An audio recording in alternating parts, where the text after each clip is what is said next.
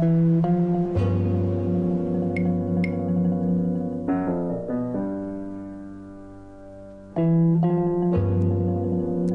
29 octobre 1965, à 12h30, près de la brasserie Lippe à Paris, Mehdi Ben Barka, célèbre opposant marocain et figure du tiers-monde, est interpellé par 2 policiers français. Il sera conduit dans une villa de la banlieue parisienne. Son corps ne sera jamais retrouvé. Est-il vivant? Est-il mort? Où se trouve-t-il? Et je sais qui l'a enlevé. C'est Jojo. Jojo, c'était le surnom que nous donnions tous à Georges Figon. C'était des gangsters. Ça a l'air naturellement comme ça, quand on le raconte comme ça a l'air inouï, mais il faut se replonger dans l'atmosphère de l'époque. Ces gangsters-là, qui avaient, je sais pas, dans les 50 ans, hein, bon, quand ils étaient jeunes, ils avaient participé à la Gestapo. Mêler des gens qui sont des anciens de la Gestapo française, 2 policiers en activité qui l'interpellent devant le LIP, c'est complètement effarant. C'est pour ça, quand on me dit que dans la police, personne n'était au courant, moi je vous dis que tout le monde était au courant. Tout le monde. Le père de Gaulle va prendre une colère absolument terrible. Mais rien, absolument rien, n'indique que le contre-espionnage et la police, en tant que telle, dans leur ensemble, ait connu l'opération et à plus forte raison qu'il l'ait couverte. Au contraire. Le général Charles de Gaulle a dit en substance que Hassan II est responsable de l'enlèvement de Nouarga. Il en est même l'instigateur. Le roi n'avait pas besoin de programmer l'assassinat de Ben Barka parce que ça va martyriser Ben Barka et c'est ce qui s'est passé. Et Ben Barka avait plus d'influence après parce qu'il était martyr qu'avant quand il était actif. C'était une affaire exceptionnelle. Hein. Une affaire exceptionnelle puisque c'est une affaire d'État dans 2 pays amis. C'est une affaire qui ne peut pas être close en justice, puisqu'il n'y a pas de cadavre. L'enlèvement de Mehdi Ben Barka reste, comme l'assassinat de Kennedy à Dallas, l'une des grandes énigmes du XXe siècle. Et à l'heure de Wikileaks, le dernier secret. Ce combat est également politique et citoyen, parce que son aboutissement démontrera qu'il est possible de dépasser la raison d'État et de faire cesser l'impunité qui protège les assassins. C'est qu'encore ça suffit. La vérité doit être connue. La raison d'État doit cesser.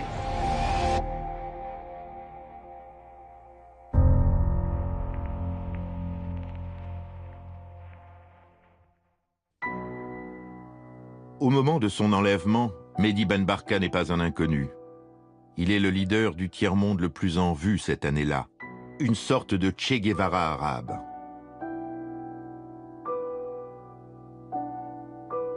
C'est l'histoire d'un miraculé de la colonisation, un pauvre fils d'épicier de Rabat repéré par ses professeurs comme un surdoué, un des rares bacheliers indigènes, comme on disait alors, que tolérait le protectorat français. Nous nous sommes rencontrés au lycée d'abord. C'était un crack en mathématiques, mais il était brillant dans toutes les matières. En réalité, il avait un esprit d'organisation fantastique. Très vite, Mehdi Ben Barka devient une des figures de l'indépendance marocaine, au point d'être emprisonné pendant des années dans le désert par les autorités françaises. En novembre 1956, Ben Barka concourt activement au retour du roi Mohamed V, contraint à l'exil par la France et considéré comme le père de la nation marocaine. Le roi Mohamed V l'appréciait beaucoup et l'avait chargé d'enseigner les mathématiques à ses enfants, et notamment à Moulay Hassan, qui est devenu roi ensuite. On l'appelle Monsieur Dynamo parce que c'est quelqu'un qui est d'un tonus extraordinaire. Les légendes de son organisation disaient que, par exemple, il avait organisé sa maison, il avait plusieurs tracts à faire en même temps, il allait dans la salle de bain, il y avait des gens qui écrivaient un tract, après il allait à la cuisine, il y en avait d'autres qui préparaient une communication importante en arabe, un autre en français, etc., etc. Je suis toujours étonné par sa capacité d'avancer, sa capacité de chercher une issue. Et à la fin de la journée, on avait quasiment, pas seulement refait le monde, mais on avait signé des communications, des résolutions. La Dynamo Ben Barka est lancée. Il est le pionnier de grands travaux comme la route de l'unité qui traverse le pays. تعرفوا الطرق كاين كثيره في المغرب ولكن هذه علاش اخترناها وعلاش مفيده لجوج الاسباب. اولا لانها كتربط ما بين الشمال والجنوب وكتوحد الكسده ديال المغرب. وثانيا لانه درناها مدرسه.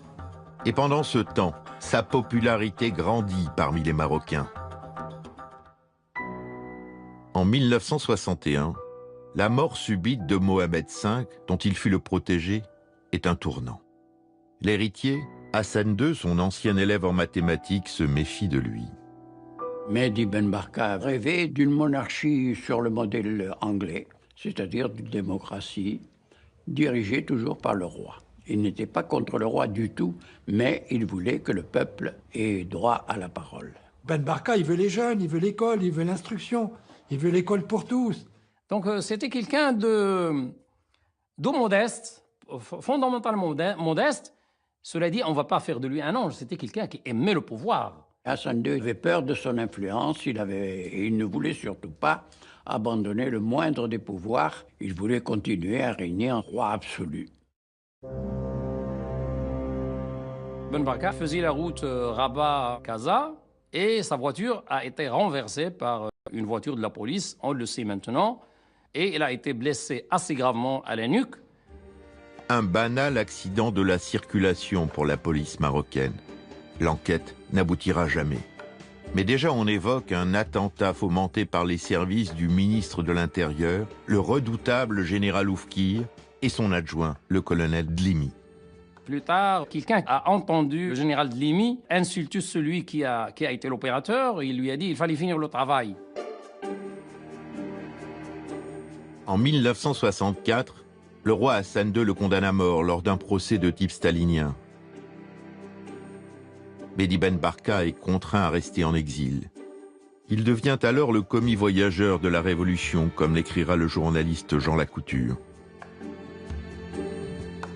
Écoutez, j'étais à Alger correspondant du Monde. Je devais m'occuper de l'Algérie qui venait d'être indépendante, mais également l'Algérie était devenue la plaque tournante des mouvements de libération nationale, c'est-à-dire du Mozambique, de l'Angola, du Cap-Vert, etc. Et celui qui coordonnait un peu tout ça, c'était Ben Barka. Ben Barka a beaucoup discuté avec Che Guevara. Ils se sont rencontrés à Alger, ils ont échangé, ils ont fait des listes ensemble de gens à inviter. Ils sont d'accord sur ce qu'il faut faire. En particulier, comment négocier avec les Chinois, comment négocier avec les Soviétiques. Ce sont des hommes qui sont assez proches d'une certaine façon parce que, contrairement à l'image qu'on a pu donner, ils sont finalement pour cette troisième voie, indépendante du bloc soviétique et chinois. La référence est d'abord la guerre du Vietnam. Ils se disent, si on arrive à créer une troisième voie avec l'émergence de ce tiers-monde militant, on pourra également peut-être créer 2, 3, plusieurs Vietnams, c'est-à-dire élargir la révolution. Avec Alger, La Havane est l'autre haut lieu de cette effervescence révolutionnaire des années 60. Dans la capitale cubaine, Ben Barka est chargé de fédérer les révolutionnaires de tous les continents en vue de la grande conférence tricontinentale qui doit s'y tenir en janvier 1966. 10 ans après la conférence de Bandung, c'est un espoir pour le tiers-monde et une menace pour l'Amérique toute puissante de Lyndon Johnson. Aider le Vietnam de 2 formes différentes. Podemos ayudar al Vietnam por medio de 2 formas diferentes. D'abord, en ouvrant des fronts de lutte partout où nous le pouvons. C'est tricontinental. On va avoir des gens qui sont des marxistes très indépendants, des pro-chinois, des pro-soviétiques. On va avoir des chrétiens de gauche du Brésil. On va avoir le parti du Congrès indien qui est pacifiste. Voilà, ils sont là, tous ces gens-là. Donc, tout d'un coup, la possibilité véritablement d'isoler la diplomatie, en tout cas américaine, est un vrai souci. Et là, la dimension que représente Ben Barka est considérable précisément parce qu'il est capable de faire la jonction entre ces différents continents. Avec la perspective de la tricontinentale, l'influence de Ben Barka devient planétaire. Cela n'échappe ni à la CIA, ni au Mossad, les services secrets israéliens qui suivent de près cette ascension, ni aux espions du général Oufkir. Et Hassan II avait très peur que Ben Barka arrivera à une stature internationale où il deviendra intouchable. 47 quatrième année de règne, le régime de Jean Hassan II est fragile, très fragile. Issu d'une simple manifestation de lycéens de Casablanca, reprise à son compte par l'opposition, de graves incidents viennent de secouer le Maroc. C'était très douloureux pour Hassan II et c'est pourquoi il a envoyé le général Oufkir qui, de son hélicoptère, tirait sur les manifestants. Et il y a eu, on le sait maintenant, des centaines de morts. Et beaucoup d'erreurs qui ont été à la base de ces émeutes auraient pu, à mon avis, être évitées. À partir de là, il y a en même temps des négociations qui sont assez complexes et dont l'écheveau est difficile à tirer, mais qui montrent qu'il y a une tentative par certains éléments proches d'Hassan II, sinon le roi lui-même, d'essayer de voir si on ne peut pas se rabibocher, se réconcilier avec Ben Barka. Des contacts sont pris. Le 25 avril 1965, Ben Barka rencontre à Francfort le prince Moulay Ali, ambassadeur, cousin et émissaire du roi Hassan II. Pour dire à Ben Barka de revenir au Maroc pour négocier, en lui disant que le roi a besoin de son ancien professeur de mathématiques parce qu'il a une équation difficile à résoudre. Et Ben Barka répond, que tout ça c'est connu, les pièces sont tout à fait connues, répond s'il n'y a pas d'amnistie, je ne peux pas rentrer. Hassan II voulait le retour de gré ou de force de Ben Barka au Maroc, parce qu'il est devenu le principal danger politique et diplomatique pour Hassan II.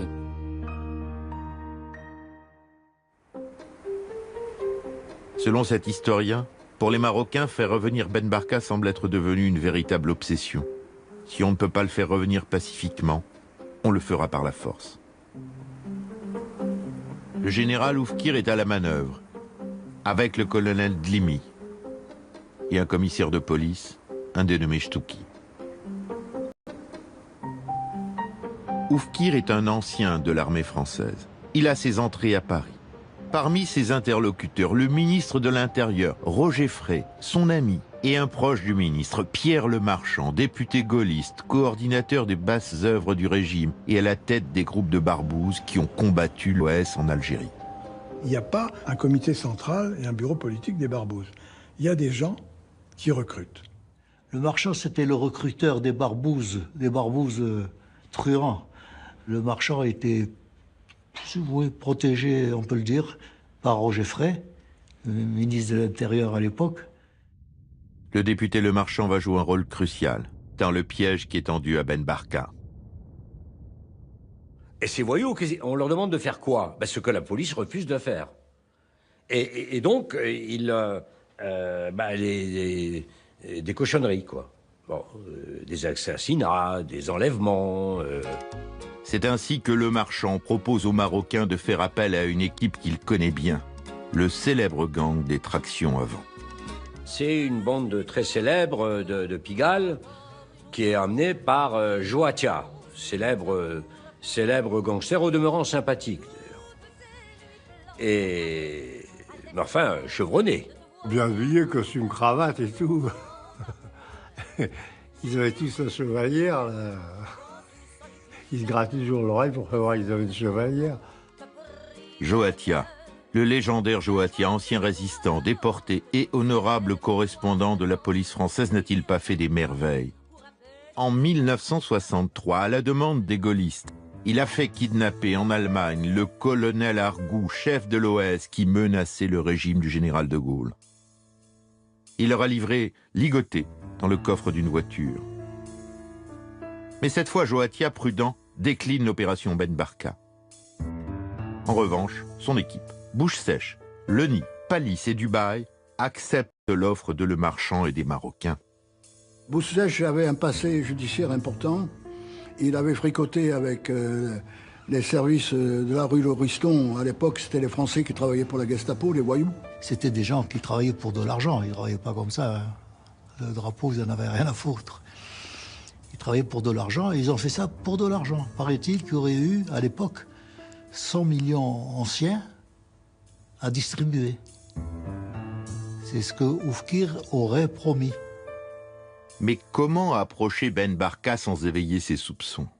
Il est menacé, il le sait, et se protège. Très vite entre alors en scène un autre personnage. Il s'appelle Georges Figon. C'est un fils de famille dévoyé. Figon, c'était un garçon qui était un intellectuel, fréquentait Saint-Germain, était copain avec Marguerite Duras. Et Figon était également, il avait un passé de criminel, je crois qu'il avait tiré sur un quart de flic, enfin il était connu. Pas vraiment gangster, mais dans la zone intermédiaire, trouble, mais en même temps donnant dans le journalisme, espèce d'aventurier. Pour approcher Ben Barka, Figon a un plan. Durant l'été, il fait la connaissance de Philippe Bernier, un journaliste tiers-mondiste qui traîne comme lui dans les bars de Saint-Germain-des-Prés. Celui-ci a un projet de film, avec Ben Barka justement, et même un titre, Basta. Georges Figon saute sur l'occasion. Il s'improvise producteur, il enjolive les choses. Il propose le nom de son amie Marguerite Duras pour le scénario et celui de Georges Franju, un très bon cinéaste de la Nouvelle Vague, pour la réalisation. Par ailleurs, un troisième personnage va se joindre à l'équipe montée par le député Le Marchand. Il s'agit d'Antoine Lopez, correspondant du SDEC, les services secrets français, à l'aéroport d'Orly où il est chef d'escale. Orly, la porte d'entrée obligée pour qui arrive à Paris par voie aérienne. Il est aussi en liaison permanente avec le général Oufkir. Lopez lui-même travaillait pour le SDEC, travaillait pour l'espionnage français et travaillait aussi pour l'espionnage marocain. C'est un agent des services secrets, lui, réellement, mais il est dévoyé. Et il y a beaucoup d'agents, à l'époque, des services secrets qui se sont laissés dévoyer. Emmené par le député Le Marchand, voilà les trois maillons de l'affaire. Le faux producteur Georges Figon, l'agent du SDEC Antoine Lopez et les barbouzes de Georges Bouche-Sèche.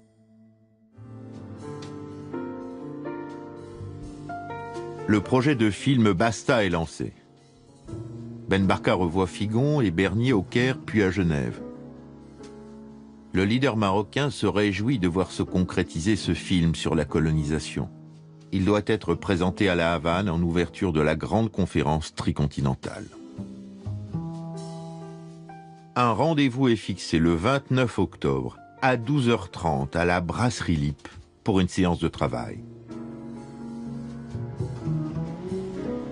Entre le 25 octobre et le 28 octobre, le piège se met en place. À la résidence Niel, les agents marocains se réunissent avec Figon, les amis de Bouche-Sèche, ainsi que Lopez. Chtouki fait part de son plan pour le lendemain. Mais on s'interroge, qui va interpeller Ben Barka? Lopez propose alors le nom de Souchon, un policier de la brigade mondaine avec lequel il entretient de bonnes relations. En effet, ils exploitent ensemble un hôtel de passe. Tout est prêt, l'opération est confirmée. En septembre, octobre, je vois Figon au bar Le Nuage. Figon avec Dubaï, Le Nid. Figon avec Bernier. Aussi la présence de Marocains. Et Figon me dit, que lorsque je l'interroge, il me dit, ce sont des diplomates.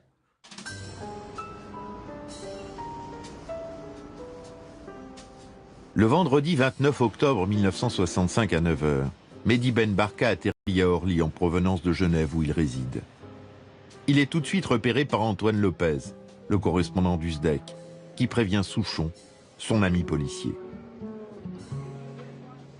À la préfecture de police de Paris, le commissaire adjoint de la brigade mondaine, Lucien Aimé Blanc, commence sa journée. Je suis dans mon bureau comme d'habitude, j'ai les télégrammes. Je suis chargé de gérer le parc automobile. Bon, c'est relativement facile. Il n'y a pas besoin d'informatique. 4 voitures de groupe et 2 breaks 403 noirs. Et Souchon rentre. Comment tu vas, Lucien? Bon, pas de problème. Bon. Il me dit, Lucien, j'ai besoin d'une voiture ce matin parce qu'à 11h, on doit interpeller au drugstore à Saint-Germain un bic. Excusez-moi l'expression, c'est comme ça qu'il me le dit. C'était l'expression très favorite des flics à l'époque. Donc je donne les clés de la voiture à Souchon qui me dit « je te la ramènerai dans l'après-midi ». Entre-temps, Souchon a reçu un mystérieux appel téléphonique d'un homme se présentant comme le directeur de cabinet du ministre de l'Intérieur. Il lui donne le feu vert pour l'opération. En compagnie de son collègue Voiteau, le commissaire Souchon se dirige à bord de la 403 vers la Brasserie Lippe boulevard Saint-Germain.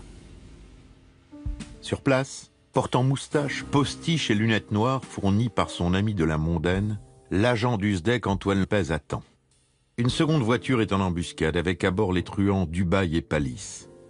Selon l'avocate de la famille Ben Barka, un inspecteur des renseignements généraux assiste aussi à la scène. À l'intérieur du restaurant, Bernier, Franju et Figon attendent. Il est 12h15. Ben Barka est en avance. Il s'approche à pied en compagnie d'un jeune étudiant marocain, Tami Azemouri, qui doit travailler avec lui sur le film. Ils font le tour du pâté de maison. Le commissaire Souchon va à la rencontre de Mehdi Ben Barka.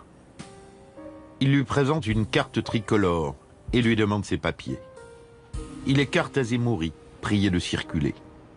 Ben Barka discute un instant, puis accepte de suivre les deux policiers.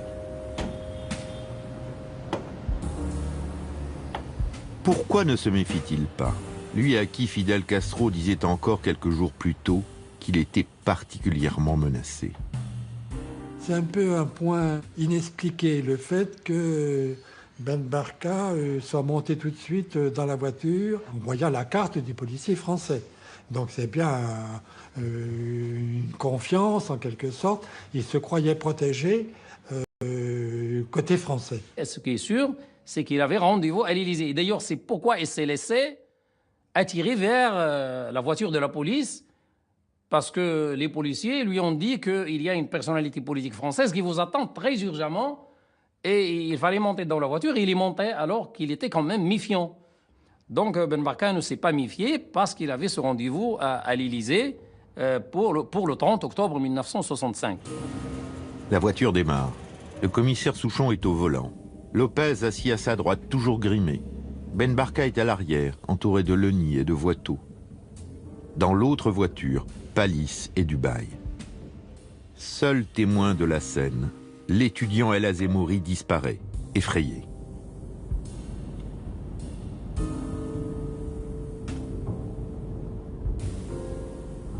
Pendant le trajet, Mehdi Ben Barka parlait. Il disait qu'il n'avait rien fait contre la France. Il a même évoqué une audience que lui aurait accordée le président de la République. Puis il a gardé le silence un moment, jusqu'à l'instant où la voiture s'est approchée d'Orly. Il a cru alors qu'on allait l'expulser. Il a manifesté un peu de nervosité. Mais ils ont continué. Et ils sont allés dans la villa de Georges Bouche-Sèche, où étaient déjà Dubaï et Palisse.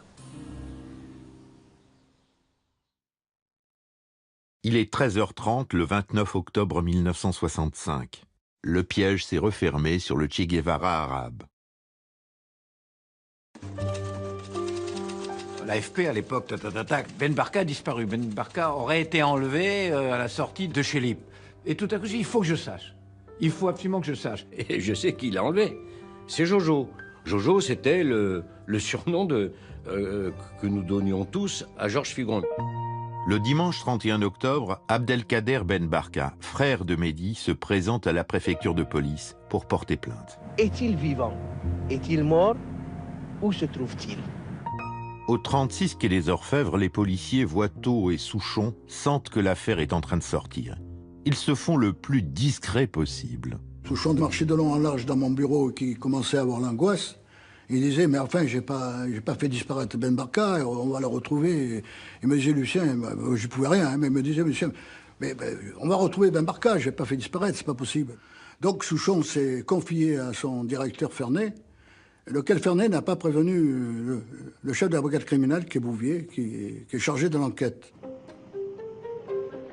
Le mercredi 3 novembre, l'honorable correspondant du SDEC, Antoine Lopez, est interrogé lui aussi à la police judiciaire.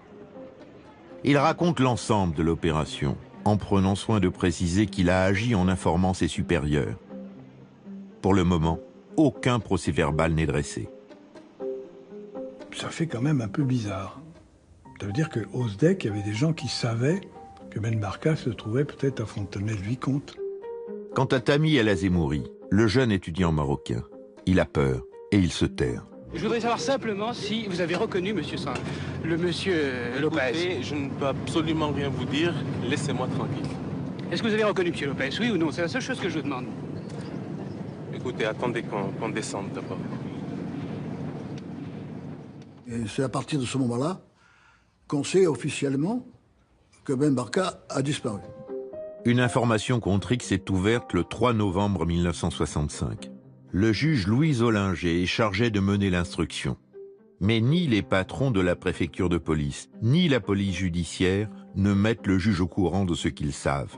Pas plus qu'ils n'informent le commissaire Bouvier, chargé de l'enquête. Et les 3 jours qui ont suivi l'enlèvement ont permis, si je puis dire, au ministère français de l'Intérieur, avec la complicité des services, de couvrir la disparition. Alors que le 3 novembre au soir, toute la hiérarchie policière française sait que le général Oufkir a organisé l'enlèvement de Ben Barka, il est reçu par les amis de Roger Frey dans des réceptions Place Beauvau ou à l'ambassade du Maroc. Quand même, Roger Frey sait que Oufkir est dans le coup. Par le marchand, par Figon, par son... Il sait, et que Dlimi est dans le coup. Il le sait. Or, Oufkir est sur le territoire français. Il est reçu dans des manifestations officielles en France. Et on fait rien. Et on le laisse rentrer comme si rien n'était au Maroc. Rien. Dans la soirée, Hassan II téléphone à Oufkir pour lui demander de rentrer au plus vite. Oufkir et Dlimi repartiront le lendemain matin pour le Maroc, libres comme l'air, leur place ayant été réservée dans la nuit par un membre du Quai d'Orsay. Les policiers commencent à chercher, opèrent dans la région de Corbeil tout un certain nombre de perquisitions et de recherches. À Fontenay-le-Vicomte, ils perquisitionnent dans la maison d'un certain Bouche-Sèche, ancien lieutenant de Pierrot-le-Fou, résidant actuellement à Casablanca. Évidemment, les policiers trouvent une maison vide. Les truands se sont envolés. Lopez, le membre du SDEC, et le policier Souchon sont sous les verrous.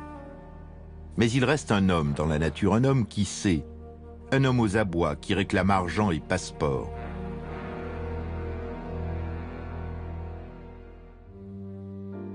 Un mois après l'enlèvement, le journaliste Jean Montaldo reçoit une étrange invitation pour la première de Sacha Distel à l'Olympia. Tout au premier rang. Une place était vide à mes côtés et alors que les lumières venaient de s'éteindre, un homme vient s'asseoir à côté de moi avec son galurin sur la tête. C'était Georges Figon. Je suis un peu interloqué, on se parle doucement, il me dit « Bon ben écoute, on se retrouve à la sortie au bar Romain ». Et là, tout le monde rit. Figon faisait la une de tous les journaux. Il était censé être recherché par toutes les polices. Et là, il était avec artistes. Et donc, avec son accord, je prends la décision de vivre avec lui. Sa cavale autorisée. Figon sur les Champs-Élysées. Figon à l'Opéra de Paris. Poussant la dérision jusqu'au bout, j'ai l'idée d'amener Figon sous les fenêtres de la police quai des Orfèvres. Les photos font scandale dans l'opinion publique. Mais que fait la police? Mon intention, c'est de faire la démonstration que la police et la justice s'acharnent à ne pas vouloir l'arrêter. Figon, dans cette affaire, était l'indicateur de Jean Caille, du commissaire des renseignements généraux. Et que Figon les a un peu truandés ou n'a pas tout raconté, et qu'à un moment donné, ils sont piégés. Donc ils ne peuvent pas l'arrêter. C'est dangereux. De son côté, Jean-François Kahn, qui travaille en tandem avec son aîné Jacques de Rogy, le fameux investigateur, est contacté par un mystérieux informateur. Et là, j'ai quand même une grande surprise, c'est que je rentre dans cet appartement et qui me reçoit? L'actrice Marie Laforêt. Marie Laforêt, magnifique, des yeux splendides, que j'avais vu dans Plein Soleil. J'étais ébloui par Marie Laforêt. Et en fait, elle me raconte qu'elle a un ami. Ils savent qu'un monsieur a été témoin de tout ça, qu'il est prêt à parler, qu'il est prêt à monnayer ses révélations. Et c'est Figon. J'ai dit oui, mais vous me dites qu'il était témoin, qu'il a vu. Mais qu'est-ce qu'il a vu? En gros, moi je veux savoir quand même quelle est la tête. Et à ce moment-là, il me raconte absolument tout ce que Figon aura raconté.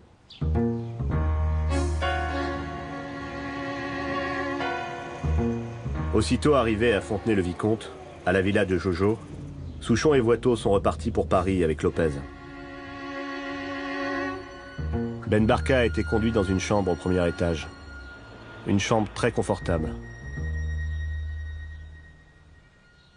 Il était toujours très calme. Il a sorti un gros livre de sa serviette et il s'est mis à lire. Jojo est monté pour dire qu'il y avait un léger contretemps et que le patron n'arriverait que plus tard. Ben Barka a commencé à donner quelques signes d'impatience. Le soir, il se couche et on en profite pour téléphoner avec Georges au Maroc, à Oufkir, le ministre de l'Intérieur. Les termes sont brefs. Tout le monde est parfaitement au courant de ce dont il s'agit. Puisque je vous dis que le colis est là. Quoi, le colis? Oui, le colis. Emballé? Oui, emballé. C'est bien, on arrive.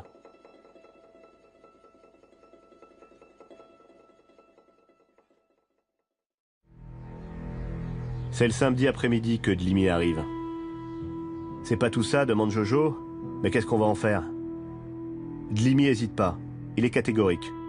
On va le liquider. C'est un peu l'affolement. Personne en fait n'a envie de liquider Ben Barka. À ce moment-là, Oufkir arrive. Il ouvre la porte, il s'arrête. Il a une incroyable tête d'assassin. Il se retourne vers moi. Il est là-haut? Oui. Ça marche? Je fais une moue significative. Oufkir ne répond rien. Il décroche un petit poignard marocain attaché à une panoplie en bas de l'escalier et il monte au premier. En le voyant, Ben Barka commence à se débattre à nouveau. Oufkir s'approche de lui et il dit « Je connais très bien le moyen de le calmer. » Et il commence à lui picoter la gorge et la poitrine avec la pointe du poignard. Il paraît y prendre un plaisir de chirurgien en train d'expliquer une opération à ses internes.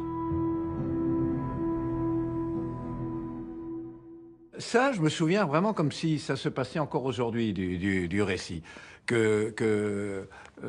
Oufkir avait un grand chapeau, des lunettes noires, des grands chapeaux, très impressionnants, qu'il avait l'air vraiment... que Ben Barka, quand il l'a vu arriver avec Dlimi, a pris peur, a eu l'impression qu'on a tout à coup a pris conscience de quoi il s'agissait, avait sans doute l'impression que c'était fini, qu'on allait le tuer, enfin je crois, et que pour le faire parler, il sort un poignard et il lui picote le cou avec un poignard. Très bien. En fait, le récit s'arrête là parce que Figon dit qu'à ce moment-là, il s'en va, qu'il ne veut pas être témoin de ce qui peut se passer ici. Si le récit de Figon s'arrête là, pourquoi le 10 janvier 1966, l'Express sort-il avec cette une choc « J'ai vu tuer Ben Barka ». Évidemment, c'est incorrect, c'est tout à fait incorrect. Figon ne dit jamais qu'il a vu tuer Ben Barka. Alors pourquoi l'Express a-t-il dit « J'ai vu tuer Ben Barka » Tout simplement parce que Monsieur Servan-Schreiber, Jean-Jacques Servan-Schreiber, qui tout à coup s'est passionné dans cette histoire. Il va au Marne, j'en savais rien, il a été au Marne, et à ce moment-là, il a changé la ligne. On disait qu'il picotait avec son poignard. Il fait dire qu'il enfonce le poignard, et du coup, il peut faire la titre « J'ai vu tuer Ben Barka ». Ce sont des bobards insensés, et où il implique le général Oufkir en train de trucider Ben Barka. Bon. Figon, lui, me dit que Ben Barka est mort dans la 403. Il est mort dans la voiture. Que lorsque Ben Barka a compris qu'il était enlevé, il s'est débattu. Et c'est là qu'il est mort, enfin, qu'il est tombé dans le coma ou qu'il est mort. Et ça a mal tourné comme ça. Mais concernant les circonstances exactes de l'assassinat de Ben Barka, les thèses se bousculent depuis 50 ans. On a pu savoir que Ben Barka a succombé parce qu'il a été donc ligoté, puis les pieds attachés, il était donc suspendu. Il était torturé donc par Oufkir et des gangsters français.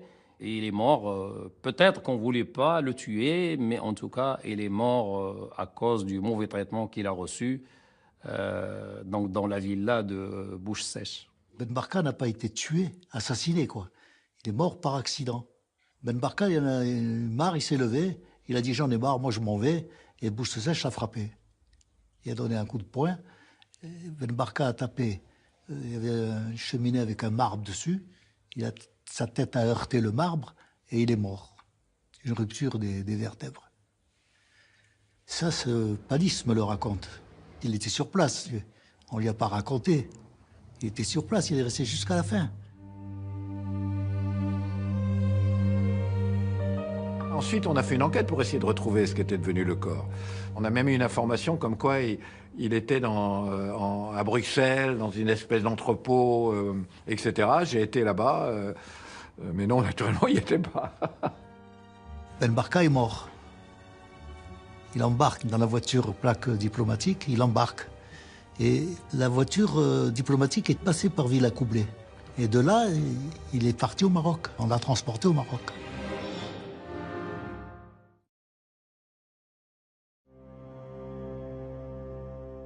Mais revenons à Paris et à cette enquête enterrée. Lorsque l'Express sort ce lundi 10 janvier 1966, la réaction de Figon ne se fait pas attendre. Il est environ 8 heures du matin. Je rentre dans le bar, il est au bar. Il sort son pistolet, il le brandit, il a l'Express à la main, il est fou furieux. Il me dit tout ça et c'est faux, j'ai jamais dit ça. Je vais le flinguer. Je lui dis mais ça va pas, mais tu es fou. Mais il faut que tu t'expliques avec lui, etc. Bon. Effrayé, Figon dément. Mais il vit désormais traqué. C'est un homme aux abois. Il ne digère pas la une de l'Express. Il est recherché par tout le monde, la police, ses amis truands. Le marchand l'a planqué dans un appartement du 17e arrondissement. Mais peut-il se fier à le marchand, député gaulliste et homme de confiance du ministre de l'Intérieur? Le soir du lundi 17 janvier, la police cerne son studio près des Ternes. Quelques instants plus tard, un coup de feu, un corps qui tombe. Figon venait de se suicider. De se la mettre ici, là-bas, il se l'est mis là, dans le cadonnonce, qu'il l'avait filé la tête pour ainsi dire la cervelle. Ils sont rentrés au moment où ils venaient se tirer une balle en tête. Bon. Alors c'est peut-être un suicide, ben je sais pas. Je sais que la balle était dans le haut de la nuque, un peu bizarre de ce tir-là. Oui, on m'a demandé de liquider Figon, mais j'ai dit non. C'est des marabouts qui m'ont demandé, mais moi j'ai dit je marche pas à cet article-là.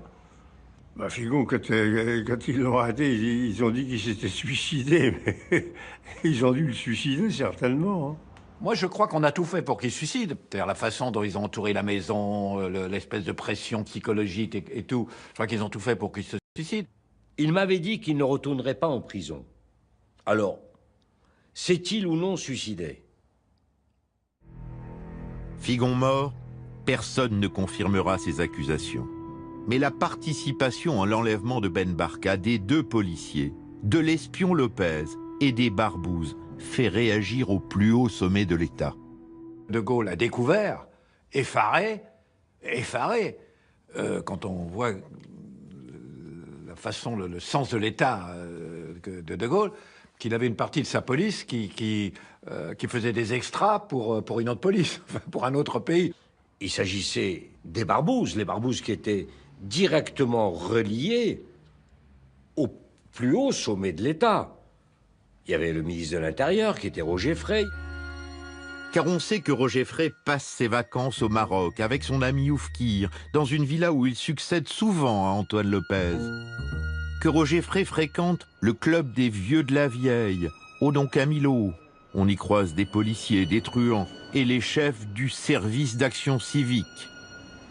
Que Roger Frey, le puissant ministre de Gaulle, est au centre de l'affaire. Roger Frey va faire en sorte qu'on ne dise rien, les services secrets vont faire la sourde oreille, la police, rien. Non, c'est réellement que avait été normalisé à l'époque le fait qu'on pouvait faire des extras, etc. Et en particulier pour nos amis marocains, compte tenu de la proximité entre les services secrets, entre les polices, etc. Ça se faisait tellement, c'était encore une fois devenu tellement banalisé qu'eux, ils y voyaient pas tellement à mal, alors que c'est effarant aujourd'hui.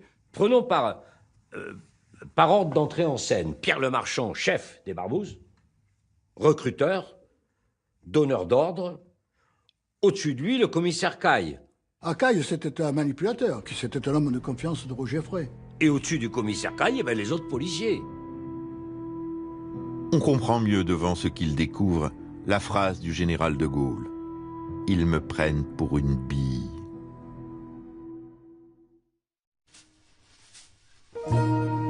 Quelques mois plus tard, le jeune commissaire Aimé Blanc, muté dans un autre service, va faire une étonnante découverte.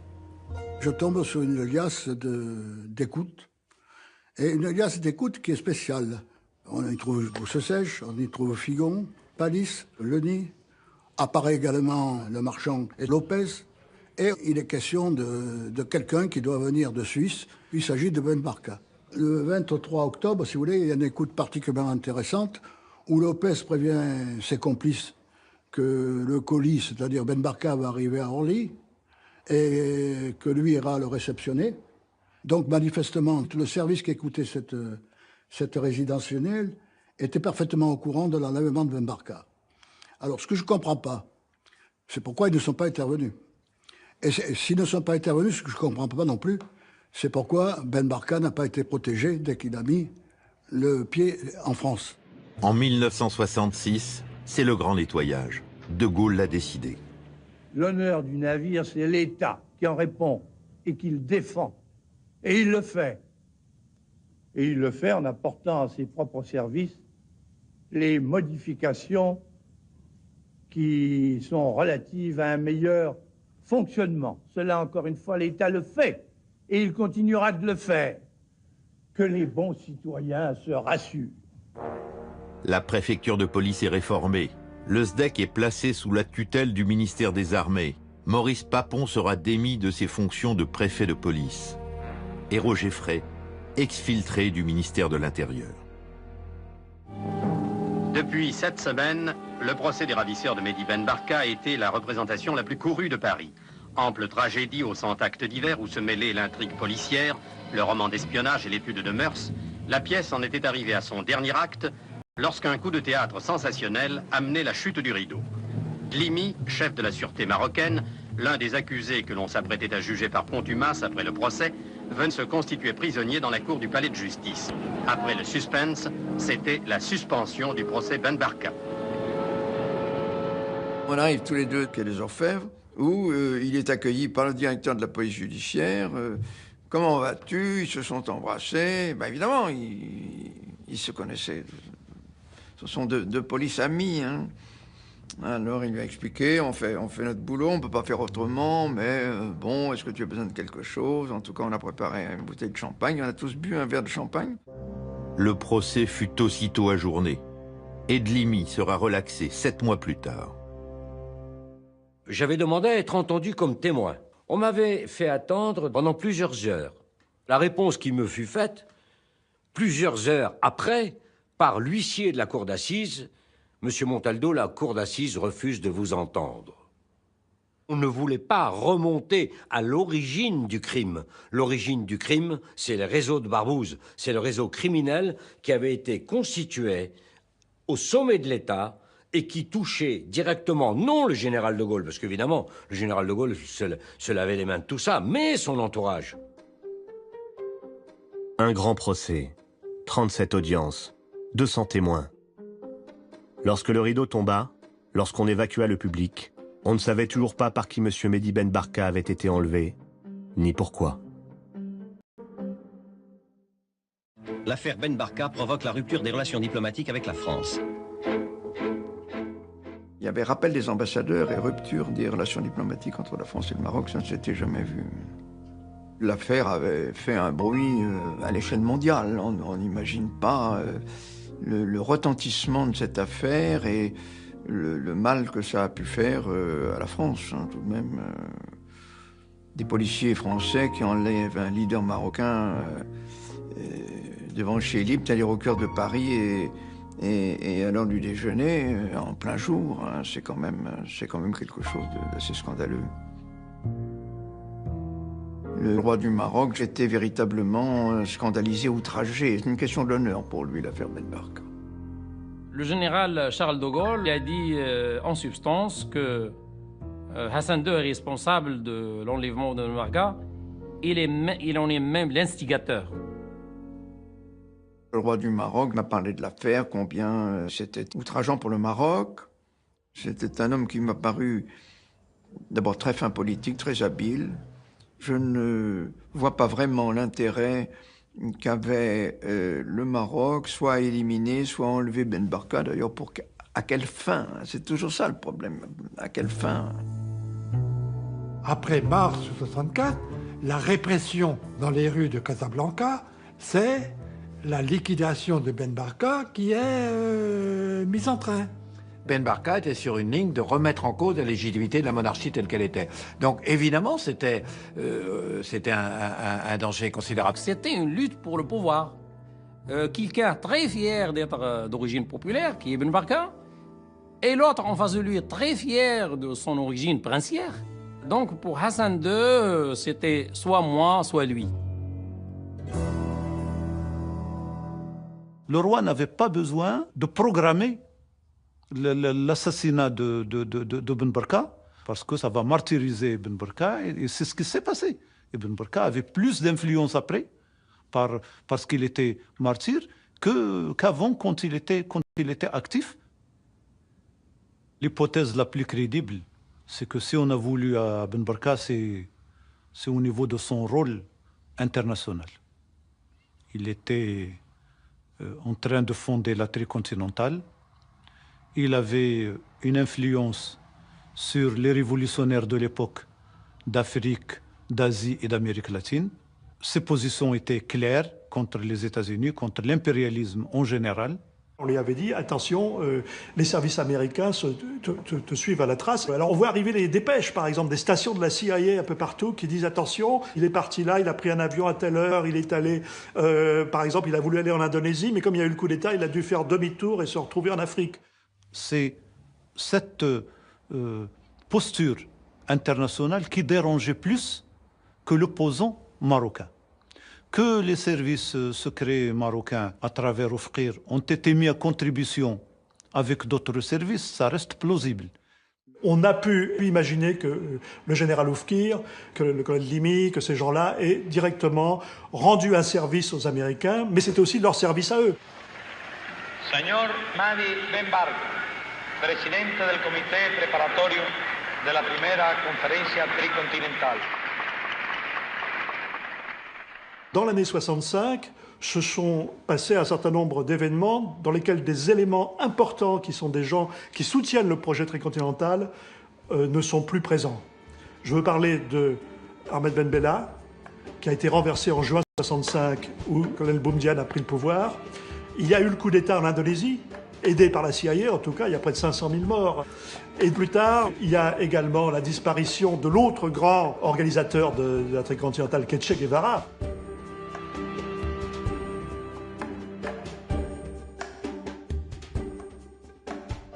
Ce qui est symptomatique, c'est que tous ces braves gens de la Carlingue, de la Gestapo française, qui avaient participé à l'enlèvement d'Argout et qui avaient participé à l'enlèvement de Ben Barka, où vont-ils se réfugier? Ils vont se réfugier au Maroc. Et où vont-ils mourir? Ils vont mourir au Maroc. Et comment vont-ils mourir? Assassinés.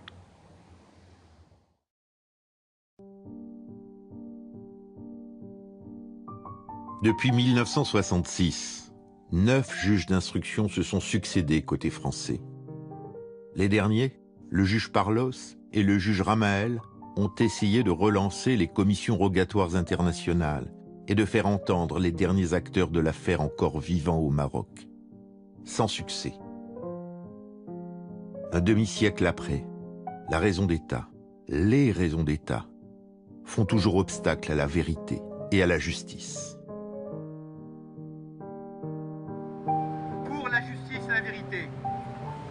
Pour que cessent les complicités et raisons d'État qui protègent les criminels. Pour que les gouvernements marocains et français prennent leurs responsabilités et permettent à la justice de faire son travail. En France d'abord, le ministère français de la Défense n'a pas bougé d'un iota dans son refus de lever le secret défense sur les dossiers de la DGSE saisis par le juge Ramael en 2010. Au Maroc, depuis plusieurs années, rien n'a été fait par les autorités judiciaires ou politiques pour permettre à l'instruction de progresser. Des témoins importants qui connaissent sûrement une grande part de la vérité refusent de s'exprimer ou sont empêchés de s'exprimer. Ce combat n'est pas seulement pour la vérité et la justice. C'est également un combat pour la mémoire, pour que le dossier judiciaire n'occulte pas tout ce que Mehdi Ben Barka a apporté au combat des peuples et à la pensée progressiste et révolutionnaire. 50 ans, ça suffit. La vérité doit être connue. La raison d'État doit cesser.